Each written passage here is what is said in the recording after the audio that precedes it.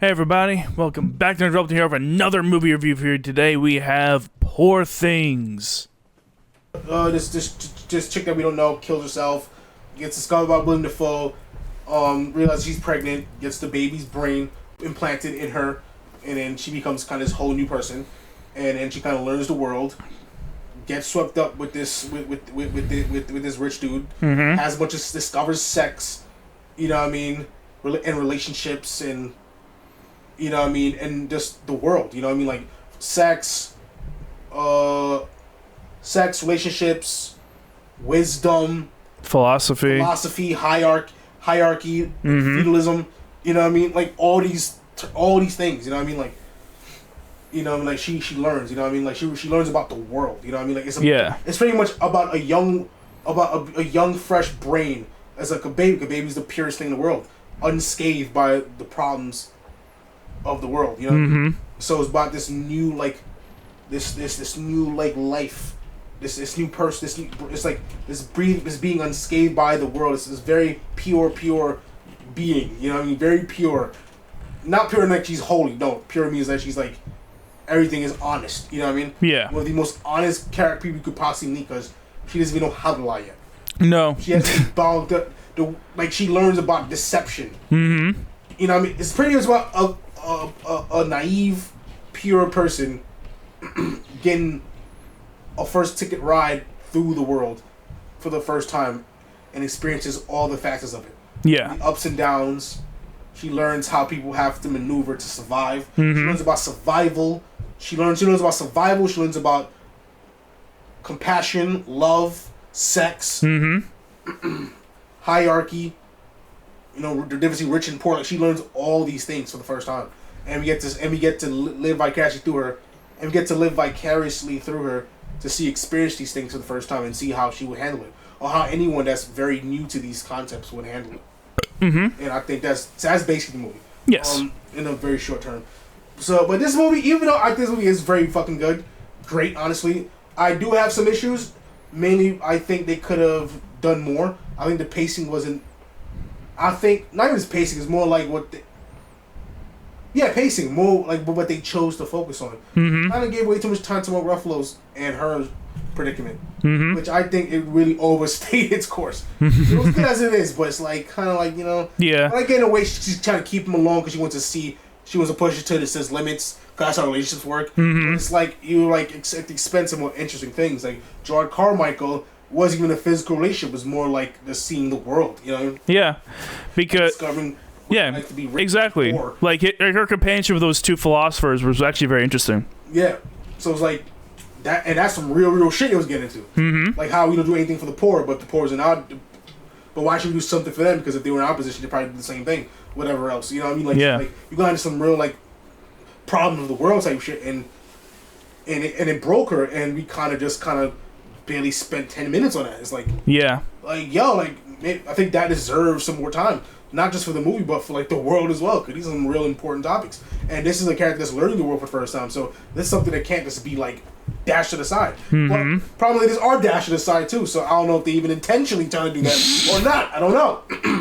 You know, because the way the world works is that everything is all about relationships and who's dating who instead of the real problems. So in a way, it could be brilliant. So who the fuck knows? Yeah. It's hard to say one or the other. Yeah. This is crazy. But even so, other things too. I know I mentioned other problems to you like yesterday, but I'm kind of blanking on them now. That was the biggest one you thought that came to me. It's more like just like things that they decided to focus on more. So, also it's like another big problem I had was with Emma Stone with her character, because her character is definitely like, I don't feel she grows in the way I think she needs to, or not even just, I don't think she grows in a way that she was like being led to her. You know what I mean? Because it's like most main characters, they learn a moral. I don't think she really learned any morals because she's not perfect. Even though like I agree with a lot of her philosophies because it's pure and it's pure and intentional. You know what I mean? And she doesn't mean any real malice or harm by it. But like, for example, like you can't just expect to do whatever you want because it's right for you. You know, in the real world, you have to consider other people's feelings. Like when she's in when she's with Mark Ruffalo inside of a party, and she's like, "Oh, this food is shit," and he's like, "Yo, what the fuck are you doing?" You know what I mean? Like, and he's like, "Well, I'm supposed to lie," you know what I mean? Like, I get the logic behind it, but it's like, you know, like in this real world, you can't just go bullshit your life just being brutally honest. Like something called like kind of like keeping the peace. You know what I mean? Know how to be diplomatic. You know what I'm saying? Yes. Know how to consider other people's feelings. And I felt that she didn't really learn that lesson. She more just became, her arc is becoming like her god, Quinn. Played by Dafoe. Her creator, Willem Dafoe. His name is Godwin. So fucking subtle. Yeah. He calls him my god. You know what I mean? Like, so like she becomes more like him at the end, which is I don't know if he was the best person in the first place. So I don't know if you want to become that person. You know? So but she does. I mean, she does. She's not necessarily a bad character, a bad person. Like, she does do right things, and she obviously has like a moral backbone. But it's like, I think the most important lesson was I do have to consider other people's feelings. I can't just like the blows my ways through life and expect people to just be cool with it. Like, for example, like she broke up with Ruffalo because he can't handle her sexuality, handle things that she done, and you're judging me. And Ramy's character, like, that was a big ceiling factor for her to consider him as a partner. And I'm like, no, I mean, it's okay for him to feel jealousy, to feel hurt, feel betrayed. You know, and people are entitled to feel a certain way, especially if you do them wrong, because you can't expect people to get caught up in your whirlwind of shit. You know what I mean? Yeah. And think that they should just eat it. It's like, it's kind of selfish, which is fair because she hasn't learned these things yet. Yeah, because she's a literal child. I figured, because a lot of children are selfish, and so it's like. That was part of her maturity. I felt she didn't mature in the right way that she was supposed to. One of the most important lessons for her to take away was that, hey, I have to learn how to actually treat other people with respect. Not respect, but learn how to consider other people's feelings. And not just coming on my face with anything I want. And chasing my own selfish desires. The plight of others. You know what I mean? So, as she never learned a lesson, that didn't sit right with my spirit. The thing is, it didn't bother me so much because I understood this is literally like the mind of a developing baby who just learned how to speak properly. But the thing is, she was doing so advanced things, so she knew to lobotomize that fucking ex-husband. Yeah, because fucking Willem Dafoe taught her that. You know, Willem Dafoe, the guy who talks shit about how emotionality is bad and just goes on and on about how all the detailed stuff is interesting. Actually, that's basically his character. Fair enough, but that makes it even more important that she needs to learn those lessons because it's not going to be taught to her. Yeah, it is important that she learns it, but I understand it. It was so symbolic and important that if she just picked it up, just by their dealings, because she picked up a lot of things from her experiences. Yes, but not the most important lessons. Yeah, the lessons that the world does not offer you. Exactly, the world's not all for you. Yeah, no, that the world doesn't offer you. Oh, what do you mean? She's like, you're expecting her to learn compassion and humility and sympathy in a world that will absolutely not give it back. Because who are the people that she's been meeting with most of this time? Like, the only people most of those people are not the kind of people who are like. She learns it by the effect that she has on people. You know what I mean? When you obviously hurt Mark Ruffalo or hurt whoever else, you know, maybe what I did was like, you know, maybe what did I do wrong? You know what I mean? So you go to natural with someone that young, they have to experience it themselves to understand that feeling. Exactly. So also what I'm saying is that, like, she'd really learn if it was getting done to her. Nothing gets done to her. She just does things to people. Yes. And that's the problem that I have. It's not, you're not giving them the fair shake. You know what I mean? Because it would have been a good turning back moment when what she was doing to other people gets done to her, and she starts to feel this way.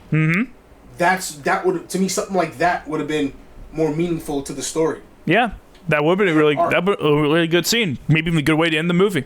Exactly, but it doesn't. She just keeps kind of getting what she wants. You know what I mean? I mean, even I still love the movie, but it's like I felt that would have really made the story that much richer. Actually, it would have made the story richer. Straight up. Yeah. You know, and I felt that's what the story's missing. Even though it's still great, and I'm putting this high up because it's just done so well. Yeah, it was. Like, this movie got a lot of laughs. It's just really out there and creative, funny. Like, it looks like very surreal and beautiful in terms of its set design. Honestly, I'm like, this can't be Earth. This feels like it's kind of like literally alternate dimension. Yeah, because some bits look like a Universal horror movie from the 30s. Some bits look like a fucking Monet painting. It looks weird. It's a very out there kind of movie, and I like that. Yeah, honestly, it looks like fancy wallpaper you'll see in your Mac, your Mac screen. Screen. Yeah, it's like the best of the impressionist painters, just like painting over shit. It's literally it's very colorful. It literally feels like you're in a dream, like how the world would look inside of a dream. It's very the skies are very. It's like a lot of small details in the sky. It's like very exaggerated. The colors are very eye popping, very vibrant. Yeah.